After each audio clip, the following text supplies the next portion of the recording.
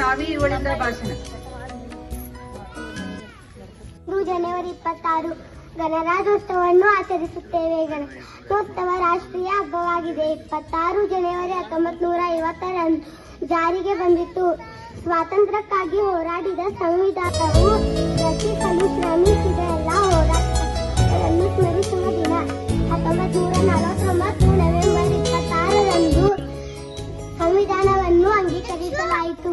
1950 ಜನವರಿ 26 ನಮ್ಮ ದೇಶವು ಜಾರಿಗೆ ತರಲಾಯಿತು. ಅಂದಿನಿಂದ ನಮ್ಮ ದೇಶವು ಗಣರಾಜ್ಯವಾಯಿತು ಎಂದು ನನ್ನ ಪುಟ್ಟ ಭಾಷಣ ಮುಗಿಸುತ್ತೇನೆ. ಜೈ ಹಿಂದ್, ಜೈ ಭಾರತ್.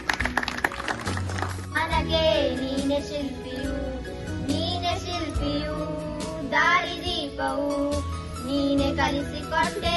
ಸಮಾನತೆಯನು, ಸಮಾನತೆಯನು, ಏಕತೆಯನು, ನಿನ್ನ ಲೇಖನಿಯ ಬರಹ ದೇಶ ಗರ್ಜನೆ. ಮಹಾನಾಯಕ ನೀನು ಭೀಮರಾವ್. ಕಡೆಗೆ Today is 26th January. At first I wish you are celebrating our 76th Republic Day. ಜೈ ಹಿಂದ್, ಜೈ ಭಾರತ್. ಭಾರತದ ಸಂವಿಧಾನವು 1950 ಜನವರಿ. ನಮ್ಮ ಸಂವಿಧಾನದಲ್ಲಿನ ಒಂದನೇ ಮೂಲಭೂತ ಹಕ್ಕು ಸಮಾನತೆ ಹಕ್ಕು. ಈ ಹಕ್ಕಿನ ಅನುಸಾರ ಕಾನೂನಿನ ಮುಂದೆ ಎಲ್ಲರೂ ಸಮಾನರು. ಯಾರೇ ಆಗಲಿ ಕಾನೂನಿಗಿಂತ ದೊಡ್ಡವರಲ್ಲ ಮತ್ತು ಎಲ್ಲರಿಗೂ ಕಾನೂನಿನ ರಕ್ಷಣೆ ದೊರಕಬೇಕು ಎಂಬ